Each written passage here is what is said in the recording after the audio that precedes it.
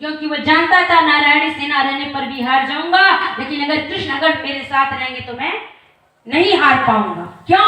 क्योंकि ये साक्षात परब्रह्म है, परमात्मा।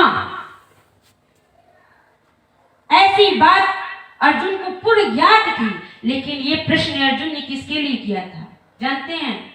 ये प्रश्न उन लोगों के लिए किया था जो लोग भगवान कृष्ण को भगवान नहीं मानते थे। उस वक्त भी ऐसा था।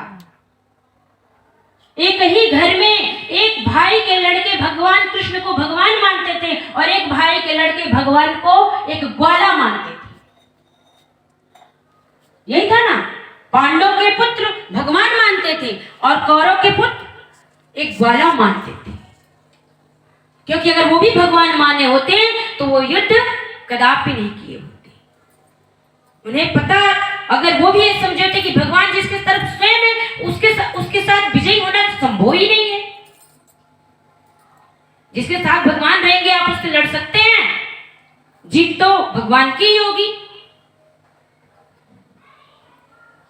तो ये प्रश्न भगवान से अर्जुन ने किसके लिए किया था?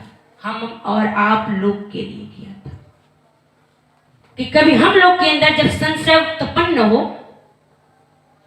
तो हम लोग इस बात को भगवान किस तरह से समझा रहे हम लोग भी समझ जाए। अर्जुन ने कहा कि आपका जन्म तो अभी हुआ है। करीब उस समय भगवान 100 वर्ष के थे। यहां से जब गए थे तो 125 वर्ष पूर्ण हुआ था और जब महाभारत का युद्ध करवाए थे तो 100 वर्ष के हो चुके थे।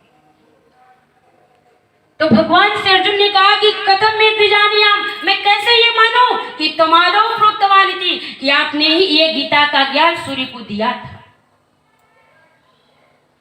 तो भगवान ने कहा, हे अर्जुन, ये गीता का ज्ञान मैंने सूर्य देव को दिया था। और सूर्य देव ने दिया था किसको? सूर्य देव ने दिया था मनु को, जिसकी हम संतान है। हम लोग किसके संतान है? मनु और शत्रुपा की। मनु और शत्रुपा की मनु को दिया था। और मनु ने किसको दिया था? अपने प्रिय पुत्र इक्ष्वाकु को दिया था। तो ये परंपरा, ये गीता का ज्ञान जो परंपरागत चलती आई, कैसे? गुरु और शिष्य की परंपरा से। मनगढ़ंत कोई पोथी पढ़ के, किताब पढ़ करके गीता को कभी समझ नहीं सकता है, क्योंकि भगवान इसमें स्वयं